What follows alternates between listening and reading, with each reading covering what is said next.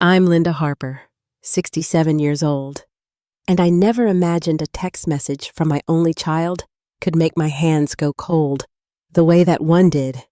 The words lit up my screen like a flame I couldn't put out. "You won't be joining us on the cruise, Mom. Emily wants to keep it just family." That cruise was supposed to be our tradition. It was always me, Matthew, and whoever he brought into his life. But now that the house was in their name, now that the money had changed hands, I wasn't family anymore. Before I go any further, tell me where you're listening from, and hit that like and subscribe button if you've ever been left out by the very people you helped build up.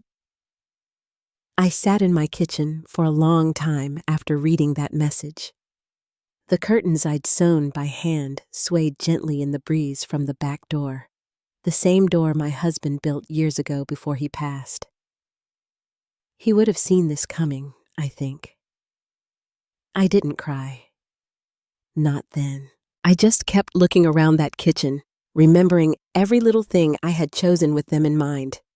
The brushed steel fridge Emily wanted, the oak table I had refinished for Sunday dinners that never happened. I had worked most of my adult life as a dental hygienist. Nothing glamorous, just steady hands and early mornings. Raised in a small Ohio town where pride didn't come from what you owned, but how you treated people. I grew up watching my mother feed neighbors who didn't ask for help, and I suppose that stuck with me. So when Matthew got married and they started talking about buying a place of their own, I didn't hesitate. I cashed in an annuity dipped into what I'd saved after Jim passed and handed over the down payment with both palms open. They cried when I gave them the keys. Emily even hugged me close and said, "You'll always have a room here, Mom." I believed her. That was less than a year ago. Now they were boarding a cruise ship without me, floating off somewhere with umbrella drinks and deck chairs, while I sat home in a house that suddenly felt smaller than it used to. I'd noticed the shift before this, how they stopped inviting me to dinner, how Emily had slowly taken over the bill, paying the account logins, even the property taxes. "Just easier this way," she said once while handing me some forms to sign.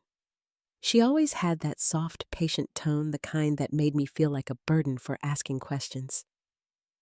That night, I called my friend Marlene. We met when we were 21, both of us working the front desk at a clinic in Dayton. She didn't say much when I read her the text. Just reached across my table, put her hand on mine, and said, "They've been planning this." It hit me harder than I expected. I wanted to believe Matthew didn't know what she was doing. I wanted to think he was just swept up in her plans the way men sometimes are when they don't want to make waves. But deep down, I wasn't sure anymore. "You need to check your accounts," Marlene said, quiet but firm. "Today, all of them." I told her Emily handled most of that stuff now. It made things simpler, for taxes, for emergencies. She didn't say "I told you so." She just looked at me like she was waiting for me to catch up. That night, around 2 a.m, I logged into my bank account for the first time in months. Everything looked fine at first, but the further I scrolled, the stranger it got. There were charges for repairs. I never approved transfers I didn't recognize. And then I saw her name not just as a secondary user, but as the linked cardholder for recurring transactions. I closed the laptop and sat very still. No television, no radio, just the hum of the refrigerator and the weight of what I now understood. This wasn't just distance or miscommunication.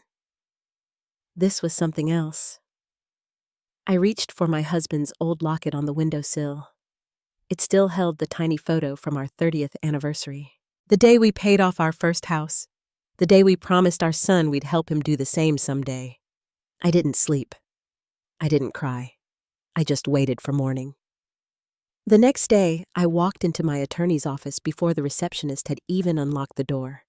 And that's where the quiet part of this story ends. Because starting that morning, I stopped being the mother who gave and became the woman who took it all back. I sat on the edge of the chair in Mr. Dalton's office, hands folded neatly in my lap, the morning light cutting through the blinds across the hardwood floor. He closed the folder in front of him and looked at me with a kind of quiet caution I hadn't seen before.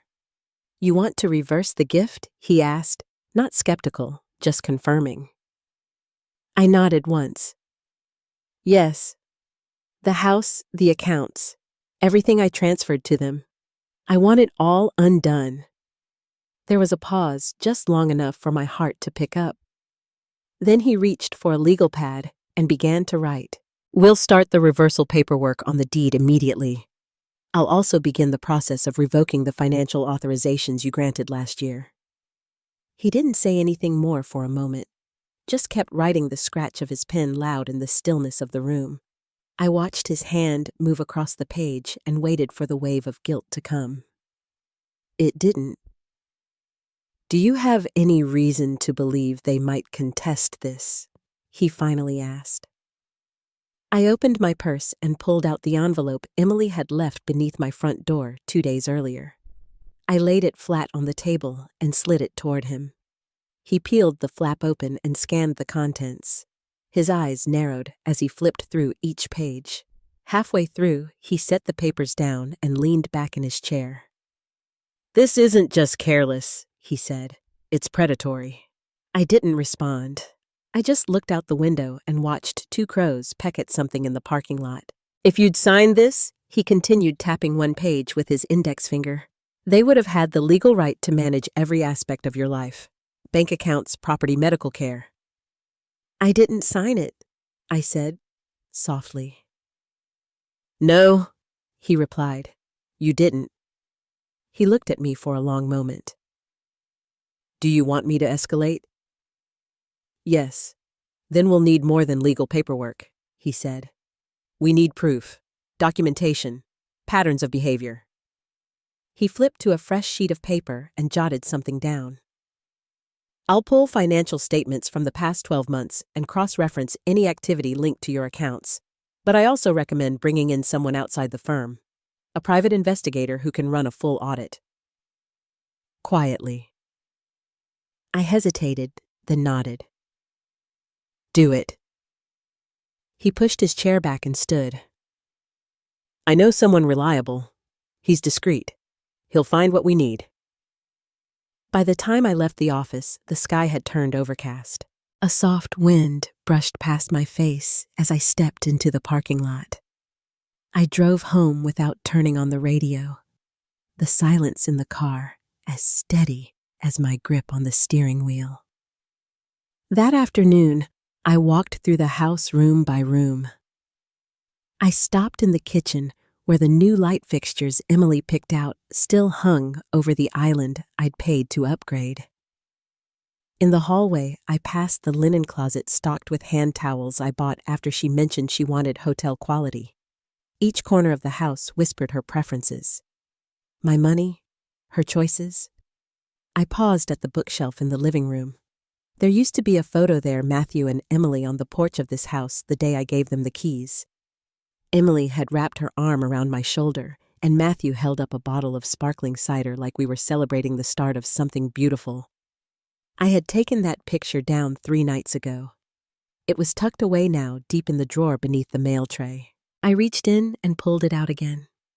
The smiles on their faces stared back at me, warm, grateful, familiar. "You thought this was yours?" I said, barely above a whisper. I turned the photo over and slid it back into the drawer, deeper this time. 2 days later, my phone rang. I was sitting at the kitchen table with a cup of tea, watching the rain drizzle down the window pane. I didn't recognize the number at first, but something told me to answer. "Mrs. Harper," the voice on the line said, even and calm. "This is David King." Mr. Dalton reached out about an inquiry. "I have something you'll want to hear." I reached for the curtain and pulled it shut without thinking. "Go ahead." "Your daughter-in-law," he said, recently listed the house as collateral in a second mortgage application. "Filed last week." I didn't speak. She didn't disclose how the property was acquired. The lender believes it was a clean transfer between family members. No mention of the power of attorney or any financial authorizations. My hand rested on the side of the table, fingers gripping the edge. They used your name, he added. Presented your support as part of the application. I let the silence stretch. When I finally spoke, my voice was steady. Do they know I've hired you? No, ma'am. They believe you're unaware. As far as they're concerned, you're still at home waiting. Good, I said. Let's keep it that way. We hung up. I sat in the stillness for a long time after that. The teacup had gone cold. The rain had stopped. Somewhere across town, Emily was likely calling loan officers, setting up signatures, preparing for a future that no longer included me, at least not as anything more than a signature on a dotted line. But I had already signed my last thing for her. The next morning, Mr. Dalton met me with 3 new folders, one for the reversal documents, one for the asset protections, and one for the authorization revocations. All I had to do was review and sign. The notary sat across from me waiting. I picked up the pen and paused, not because I was unsure, but because I knew what it meant. And then I signed. 1 page, then another, and another. By the time I capped the pen and handed it back, Mr. Dalton was already organizing the pages.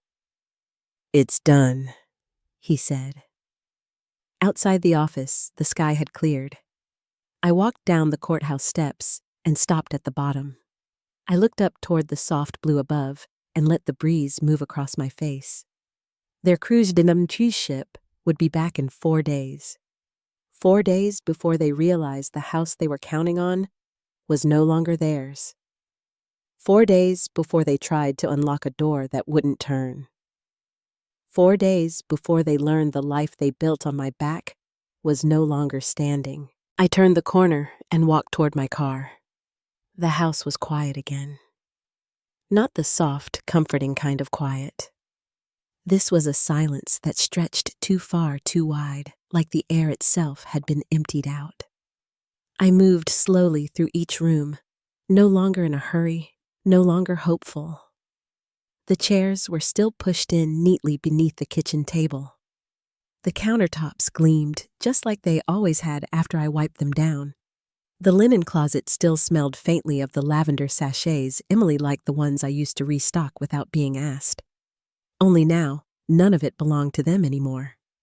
The sale had gone through without a hitch. Full cash offer expedited closing, no complications. Dalton made sure of that. The funds were already sitting in a fresh account, one Emily and Matthew had no access to, no knowledge of. But even with the paperwork filed, the locks changed, and every account protected. I still walked those rooms like someone returning to a memory that no longer lived there.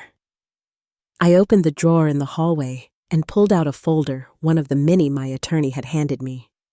Inside were line items, withdrawals, purchases, fees, each one small on its own, but together they formed something heavier. Emily had used my retirement savings to pay off personal debt. She had opened 2 separate investment accounts under her maiden name. She'd listed me as a silent backer on a pre-approval form for a mortgage I never agreed to. And every time I had thanked her for helping me with the bills or for managing the paperwork, she had smiled. I sat down on the edge of the couch, folder resting on my lap. My fingers brushed over the page as I reread one of the transactions. It was dated 6 weeks before they left for the cruise. A lump sum categorized as a home renovation expense. But no contractor had ever stepped inside this house. I would have noticed. The phone rang later that afternoon. I recognized the number. It was David King, the private investigator. I wanted to keep you updated, he said. We've documented over a dozen unauthorized transfers tied to your accounts. We're still collecting full records, but at this point, the financial trail speaks for itself. I nodded, even though he couldn't see me. There's more, he said after a pause. Emily has been listed as your financial agent on multiple service accounts, utilities insurance, even your supplemental health coverage. My voice was steady when I spoke. Can we remove her from everything? Yes, ma'am, he said. Dalton has already started the process. We hung up shortly after that. I stayed in the living room for a long time, the weight of the folder resting against my knees. Outside, the sky was turning a soft gray, the kind of afternoon where light seems to stretch without ever really landing. By the next morning, we had moved into the final phase. Dalton brought the documents clean, complete, and ready to sign. The reversal was formalized. The new buyer had taken possession. The locks had been changed. Now we waited. The day Emily and Matthew were due to return, I parked a block away from the house and walked the rest of the way on foot. I kept my coat buttoned up to my collar, a folder tucked carefully under my arm. 2 moving vans sat in the driveway. A young couple stood by the porch chatting with the realtor. They looked happy, excited. Their laughter drifted out toward the sidewalk, soft and unbothered. A black sedan pulled up to the curb. Emily stepped out first, sunglasses perched on her headphone in hand. She was already mid-sentence, something about needing to finalize documents for the mortgage. Matthew got out next, slower, distracted, scrolling through his phone. Then they looked up. Matthew was the first to see the moving trucks. He squinted at the porch, then at the couple, then at the unfamiliar cars. He turned slowly, scanning the street, and that's when he saw me. His voice cracked just a little when he said, "Mom?" Emily turned sharply, her smile vanishing the moment her eyes met mine. "What is this?" she asked, stepping forward. "Who are these people?" The realtor gave a polite wave and ushered the new owners inside. The door closed behind them with a soft click. I waited. "You won't need to manage anything for me anymore," I said. Emily's brow tightened. "Excuse me." Matthew glanced between us, his mouth opening slightly, then closing again. "Why are there people in our house?" he asked. I held out the folder. "Not your house," I said. "Not anymore." Emily took 2 quick steps forward, her voice climbing. "You can't do this. We have agreements. We were handling things for you." I looked at Matthew. "Do you want to see the paperwork?" His hand shook as he took the folder and flipped it open.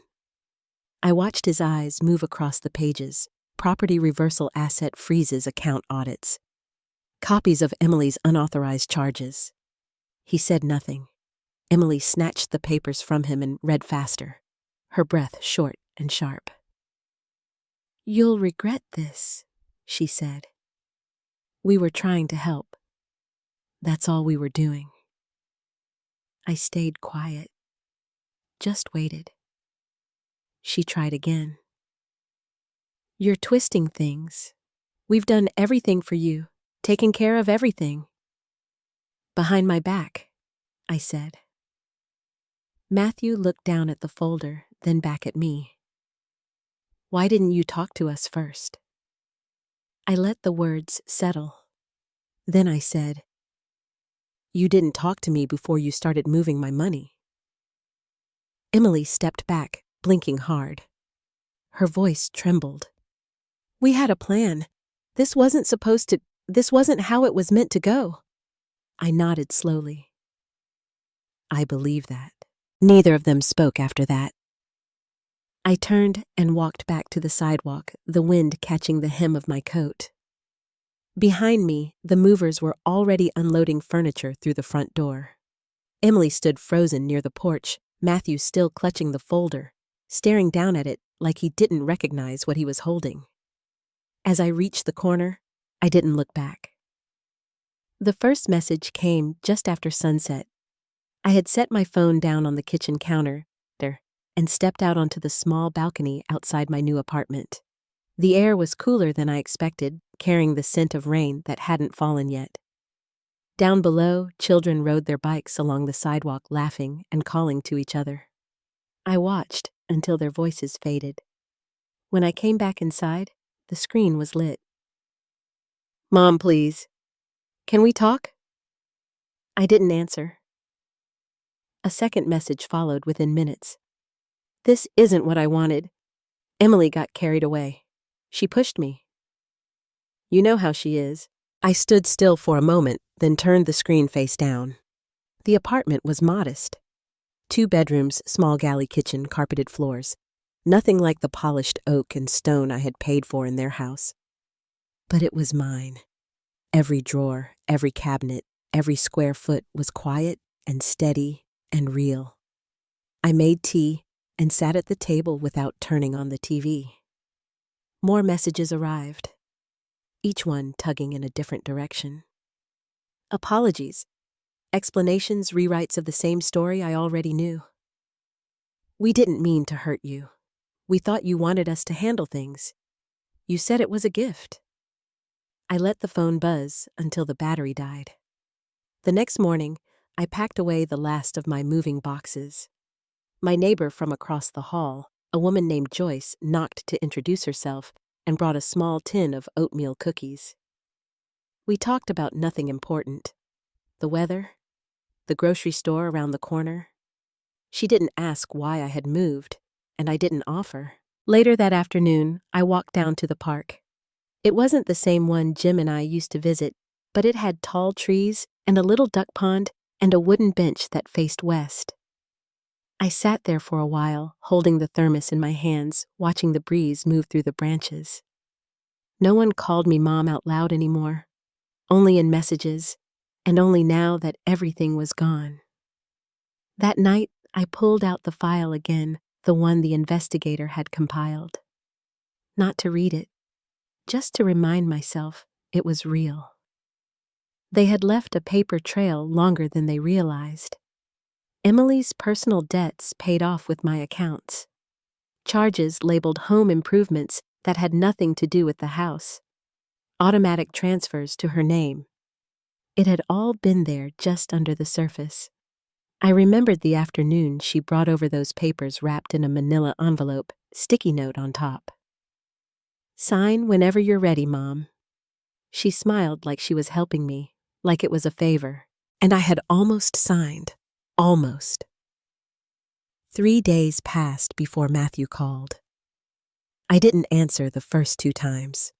On the third, I let it ring halfway through before picking up. Mom, he said. His voice was thin. Please, just hear me out. I stayed quiet. I didn't know what she was doing. Not all of it. She handled the forms, the paperwork. I thought it was just taxes, utilities. I didn't think I still didn't speak. We didn't want to take from you, he said. We thought it would be easier this way. We thought you'd want help. I heard him breathing on the other end. That uneven kind of breathing that comes when someone is trying not to panic. Then softer. I don't know what to do now. I said, you knew enough to let her link her cards. There was silence. I trusted you, I said. I know, he whispered. Then the line went quiet. He didn't hang up. He just didn't have anything else to say. The next morning, I had breakfast at the little diner across from the pharmacy, sat near the window and watched the sidewalk traffic. It was a Friday. Someone had set up a booth selling fresh flowers on the corner. I thought about how many years I had spent rearranging myself to be easy for them. Not in big ways, not all at once, but in quiet shifts, changing plans, offering help without being asked, telling myself it was normal, that if I gave a little more things might soften. But silence over time becomes its own kind of permission. When I got back home, there was a letter in the mailbox, handwritten, no return address. Inside was a folded sheet of paper. I know you don't want to hear from me, it began, but I didn't mean for any of this to happen. I miss you. I miss who we were before. It was signed Emily. I folded the letter carefully and placed it in the same file with the rest. Not because I needed to keep it, just because it belonged with the truth. I didn't cry. Not anymore. Instead, I opened the window, and let the late spring air move through the room. A breeze caught the edge of the curtain and lifted it soft and slow. It came in a plain white envelope, the kind with the peel and stick flap. No return address again.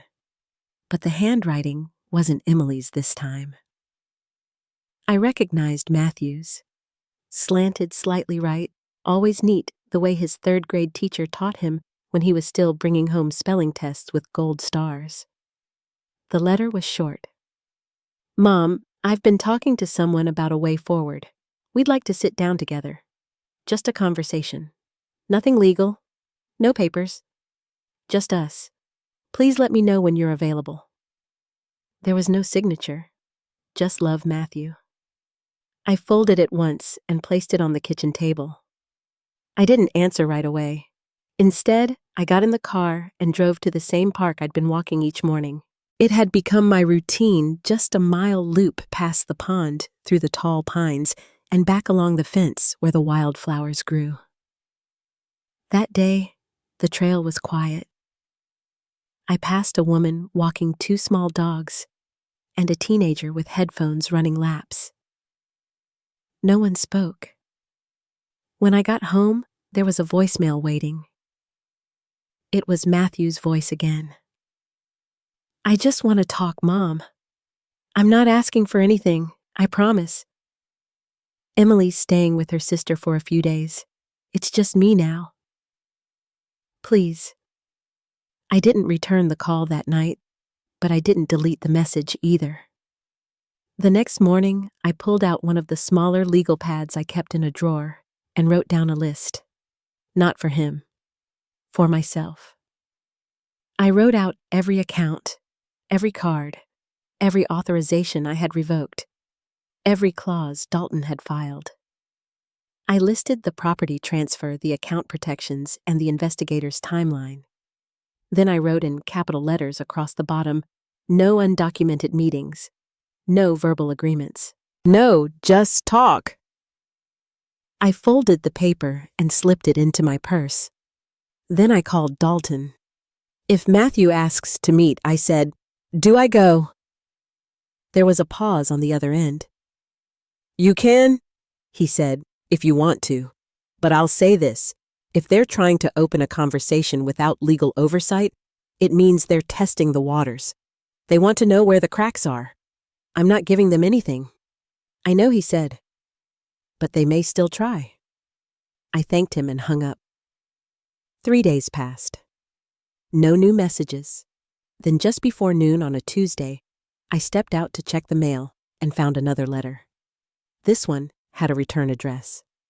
A law firm. I sat on the sofa and opened it carefully. Inside was a formal request for reconciliation and clarification of estate expectations. That's how they worded it. Not a lawsuit, not a demand, just a polite suggestion that the previous arrangement had created confusion and misinterpretation regarding long-term financial roles. At the bottom was a note. "Our clients are hopeful a mutual agreement can be restored amicably." It wasn't from Matthew, not directly, but it spoke for both of them. I placed the letter on the counter and stood there for a moment looking out the kitchen window at the small row of trees beyond the apartment lot. They hadn't even waited a full month. That afternoon, I went back to Dalton's office, brought him the letter. He read it twice, then slid it into a new folder.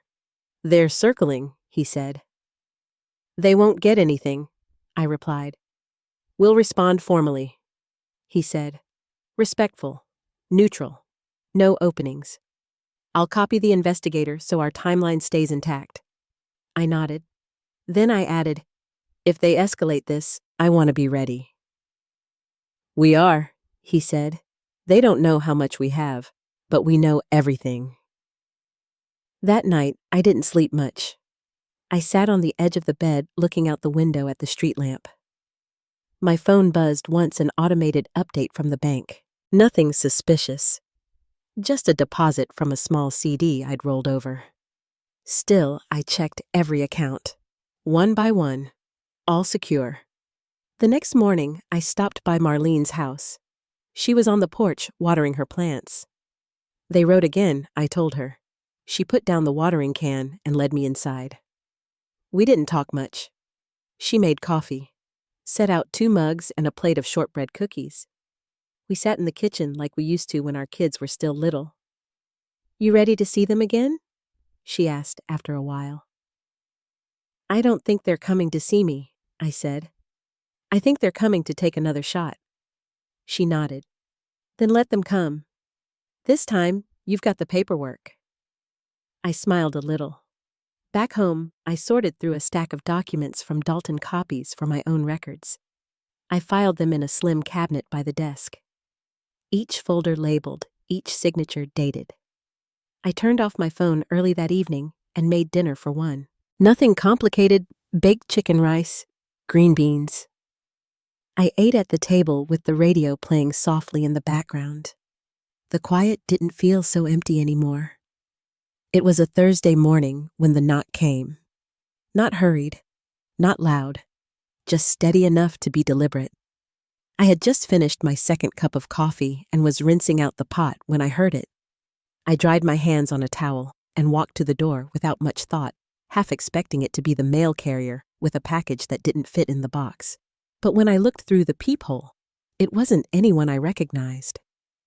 The man was middle-aged, dressed in a charcoal blazer, clean-shaven, standing just slightly off-center, with a soft leather folder tucked under one arm.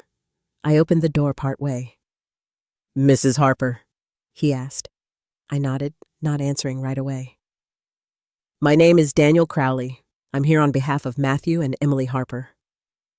He paused, reading my face. "They've asked me to assist with resolving the situation privately before it escalates." He spoke carefully, like every word had been weighed before he left his car. I stepped back without inviting him in. "You can speak from there." He nodded, unfazed.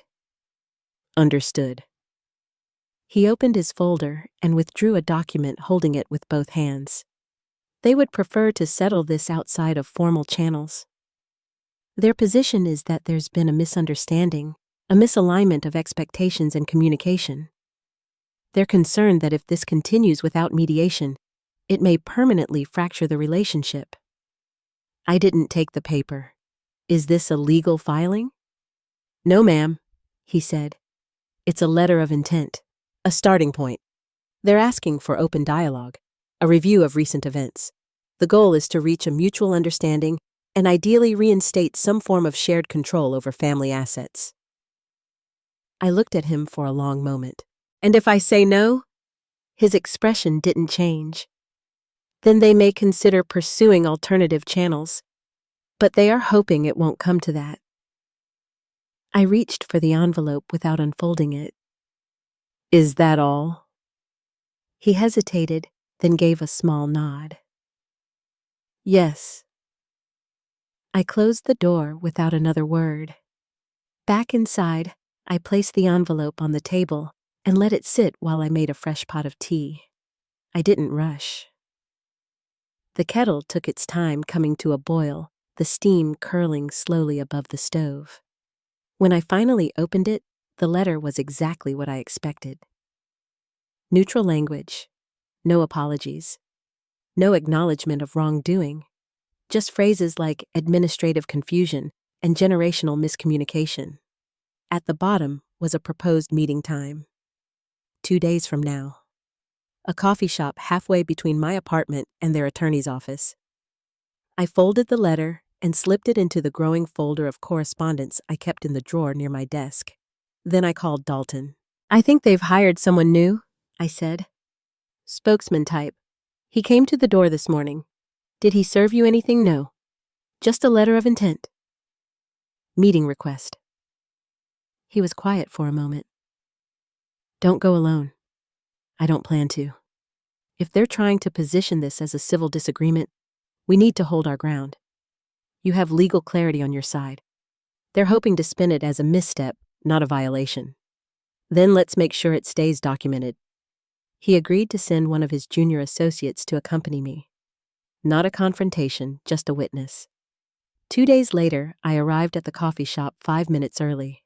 The woman Dalton sent Julia was already seated near the back, sipping a glass of water and reading through a folder of her own. She smiled when she saw me and stood to shake my hand. "Mrs. Harper," she said warmly. "We're just here to listen today. Nothing needs to be decided." Emily and Matthew arrived exactly on time. Emily wore a beige coat and dark sunglasses, which she took off the moment she sat down. Matthew looked tired, like he hadn't slept well, his shirt slightly wrinkled at the collar. Daniel was with them again, sitting between the two like a fence. "Thank you for meeting," he began. "Everyone's priority today is to avoid unnecessary conflict. We all care about protecting what matters most." I listened without responding. He laid out the same points from the letter. Matthew and Emily were concerned about their future. They believed things had gotten out of hand. They felt blindsided by the house reversal and account freezes. They wanted to find a way to rebuild trust and re-enter a shared space of planning and support.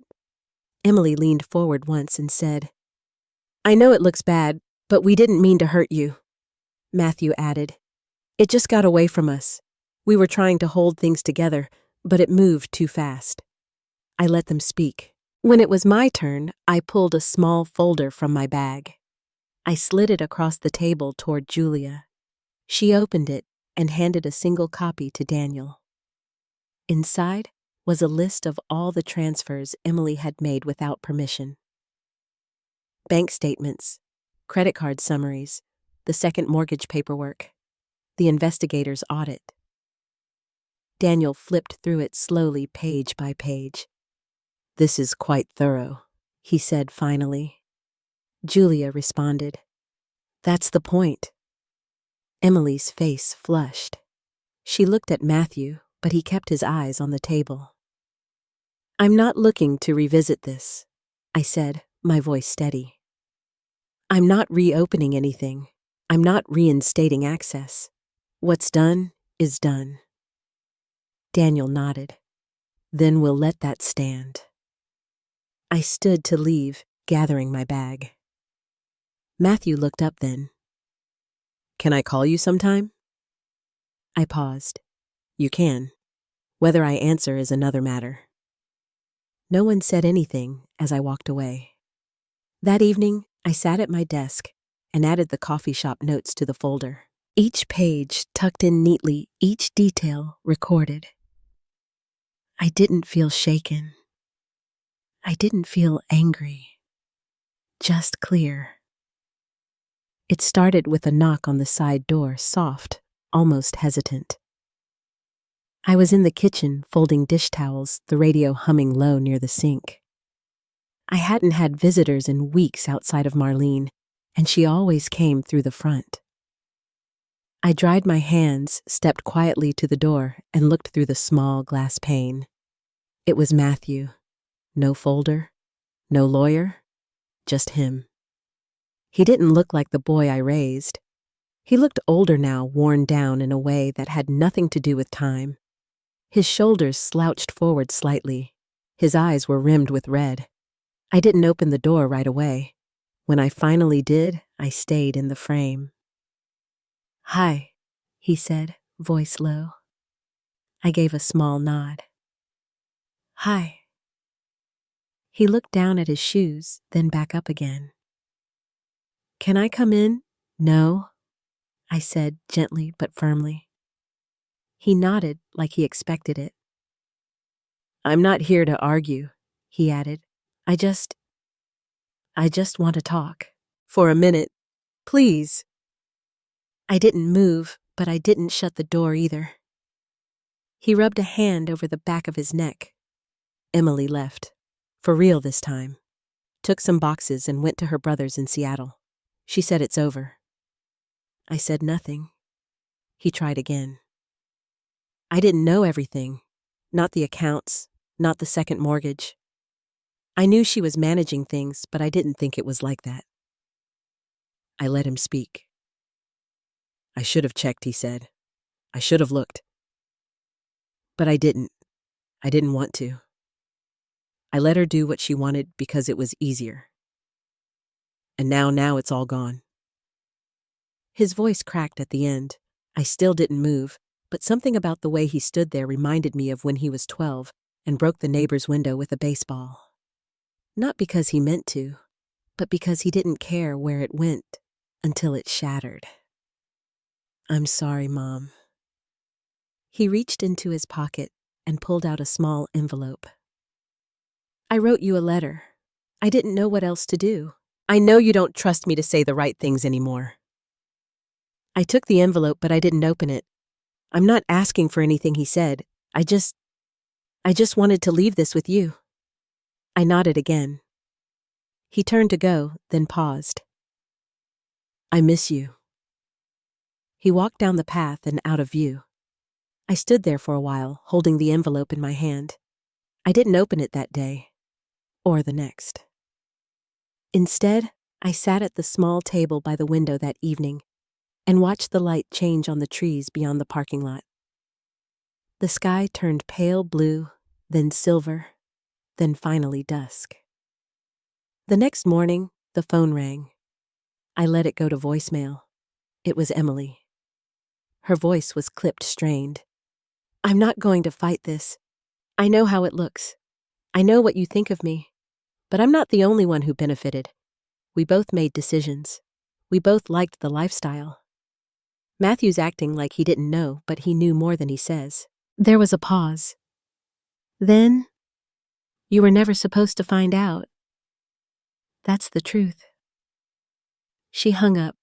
Later that afternoon, I met with Dalton. He updated me on the status of the final report from the investigator. Everything documented, cross-referenced, secure.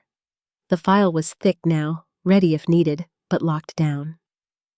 We sat across from each other in the small conference room, paper neatly stacked between us.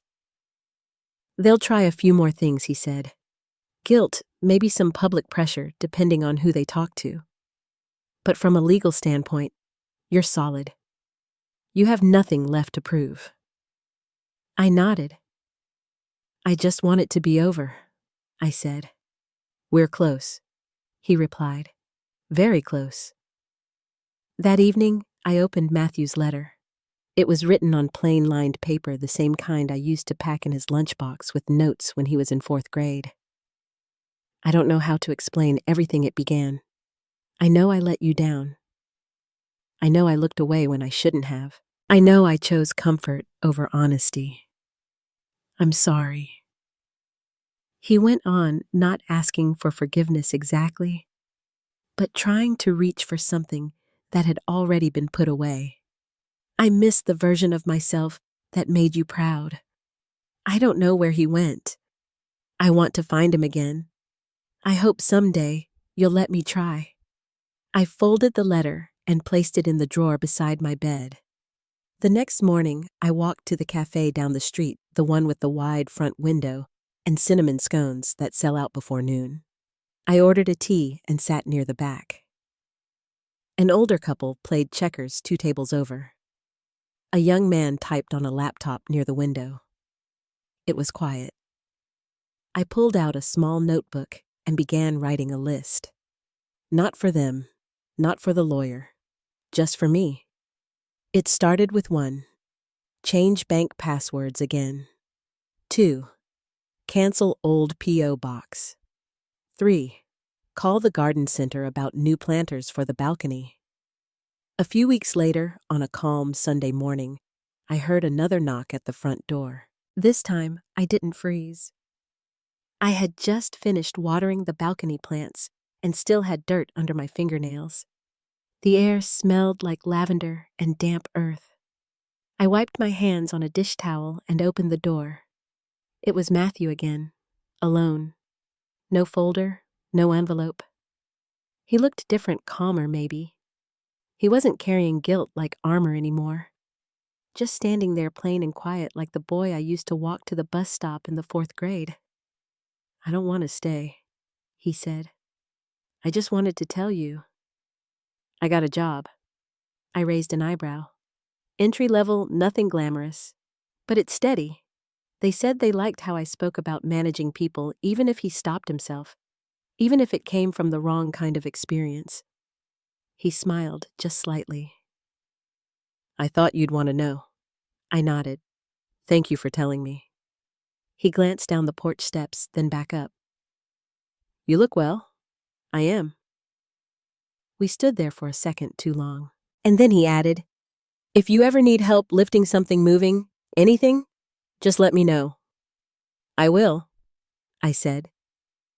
He gave a small wave and walked away. I closed the door and leaned against it, not from sadness or regret, but something softer. Something like release. That week, I donated the last of the boxes from storage. I updated the title on the car. I called the garden center again and scheduled a delivery. And one evening, as I was leaving the cafe, the young man who usually sat by the window stood and held the door open for me. He smiled and said, You come here a lot. I like that. Feels like this place has a heartbeat. I thanked him, and we chatted for a moment before going our separate ways. But I walked home that night with a strange warmth in my chest. The kind you don't expect at this stage in life. The kind that reminds you it's never too late to build something new. My story didn't end with a courtroom or a confrontation. It ended with me at peace in my own home, choosing what stays and what goes. The world didn't owe me an apology, and I didn't wait for one. Sometimes justice doesn't look like punishment. It looks like freedom. Quiet, steady, ordinary freedom. The kind that fits into a teacup or a good book, or the sound of your own name said without expectation. And if you're listening to this right now, wondering whether it's too late to start again, let me tell you, it isn't. It never is. If this story stayed with you, take a moment to share it with someone who needs to hear it. And if you've ever found your way back to yourself after being pushed aside, I'd love to know. Leave a comment below. I'll be reading.